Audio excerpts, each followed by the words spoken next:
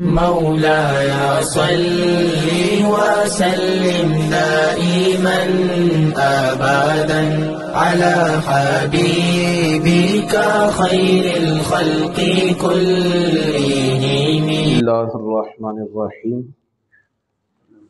الحمد للہ رب العالمین والعاقبۃ للمتقین والصلاة والسلام علی سید الانبیاء وخاتم المرسلین وعلی آلہ واصحابہ اجمعین.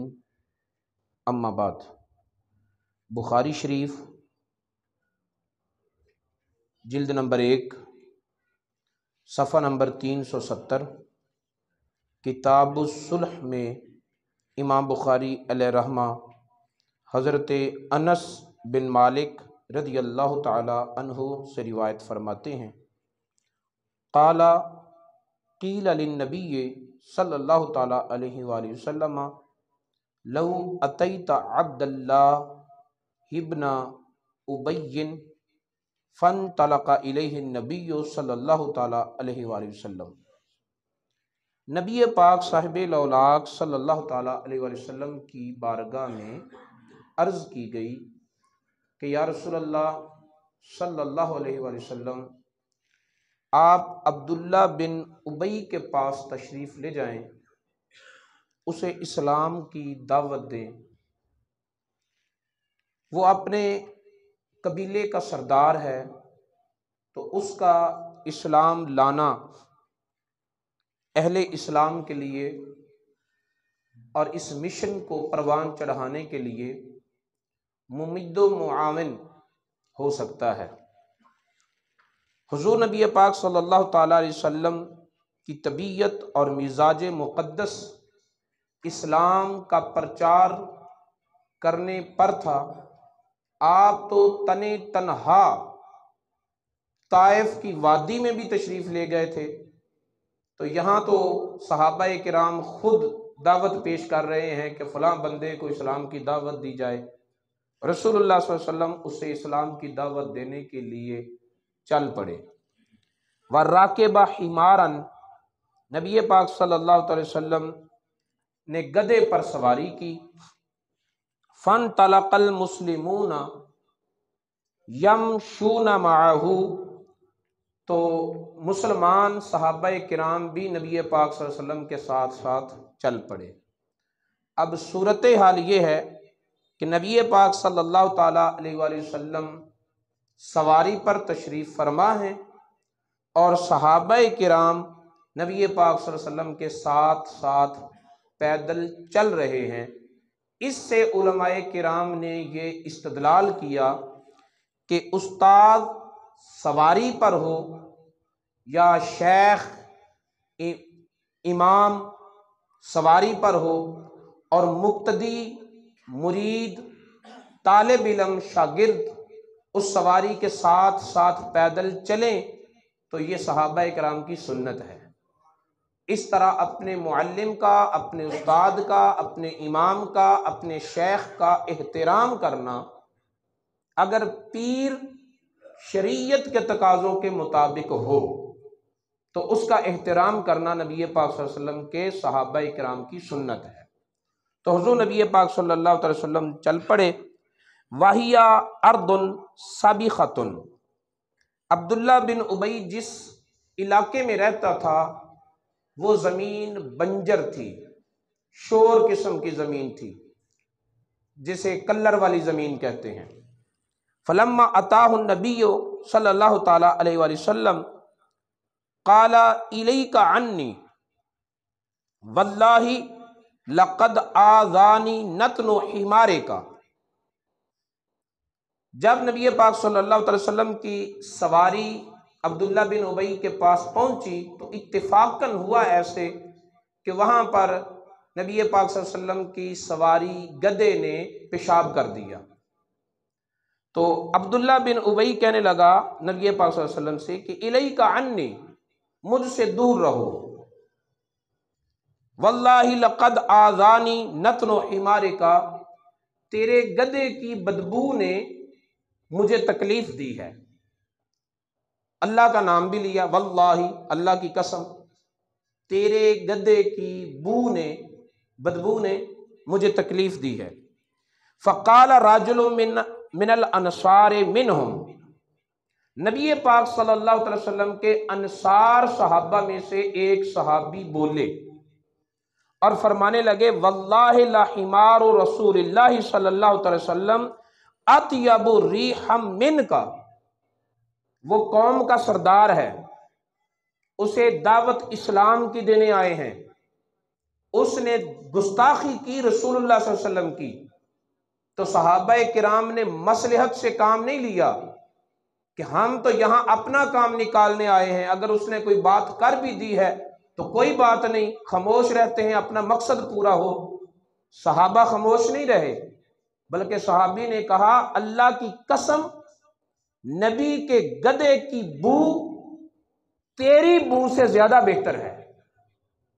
نبی کے گدھے سے اٹھنے والی مہک، رسول اللہ صلی اللہ علیہ وسلم کے گدھے کی خوشبو تیری بو سے زیادہ بہتر ہے، تو نبی پاک صلی اللہ علیہ وسلم کے گدھے کے پیشاب سے بھی بدتر ہے۔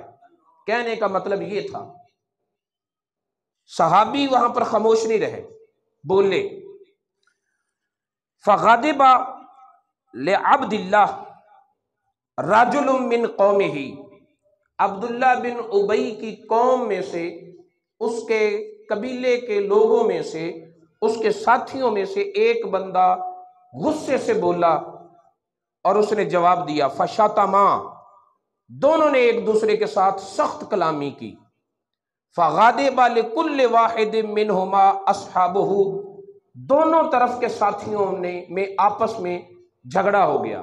نبی پاک صلی اللہ علیہ وسلم کے صحابہ، عبداللہ بن ابی کے ساتھی، دونوں آپس میں جھگڑنے لگے۔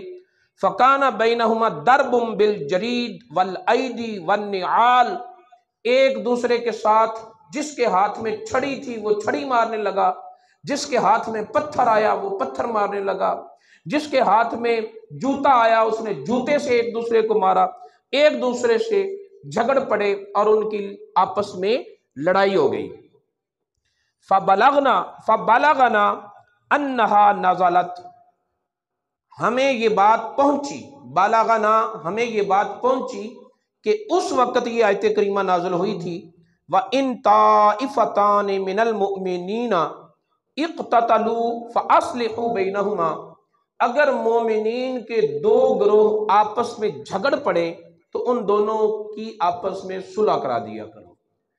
اب اس پر سوال یہ پیدا ہوتا ہے کہ جو نبی پاک صلی اللہ علیہ وسلم کے ساتھ تھے وہ تو مومن تھے، صحابہ کرام تھے، جو لوگ عبداللہ بن ابی کی طرف سے تھے وہ کیسے مومن تھے؟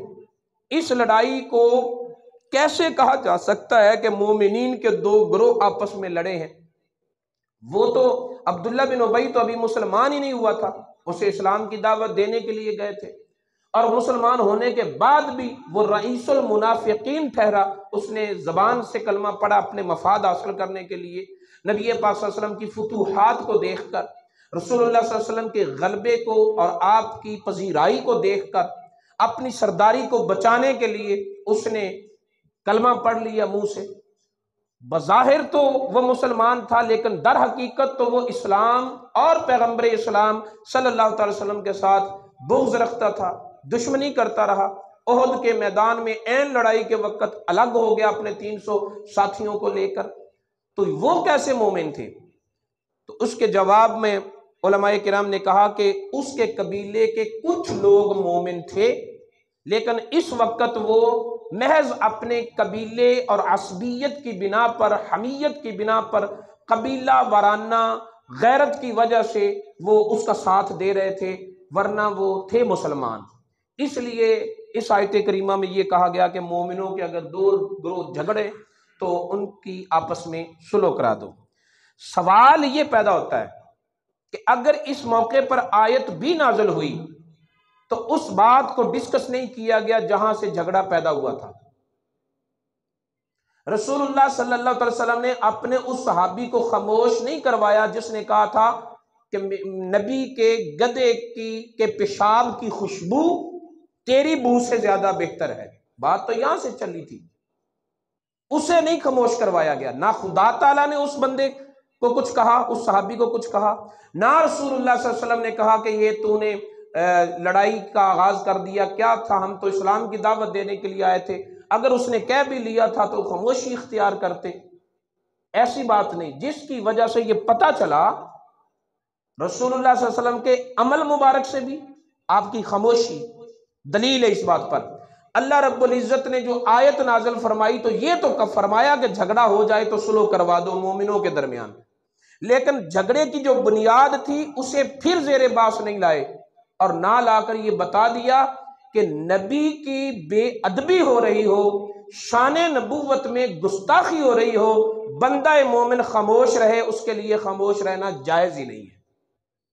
ناموس رسالت کے معاملہ میں مصلحت کا شکار ہونا یہ نبی پاک کے سچے مومنوں کا کام نہیں ہے، یہ منافق کا کام ہے، بد باطن کا کام ہے، یہ اسلام دشمن عناصر کا کام ہے کہ بات نبی کی عزت کی ہو اور وہ کہے مصلحت کا تقاضا ہے کہ ابھی خاموشی اختیار کی جائے. کوئی مصلحت ہی نہیں ہے. جب بات ناموس رسالت کی ہو تو وہاں خاموش رہنا بنتا ہی نہیں ہے. اس حدیث سے یہ پتہ چلا کہ رسول اللہ صلی اللہ علیہ وسلم کی گستاخی، اور اس سے پھر نبی پاک صلی اللہ علیہ وسلم کے صحابہ کرام کا عقیدہ دیکھیں کہ صحابہ کرام کا کیا عقیدہ ہے.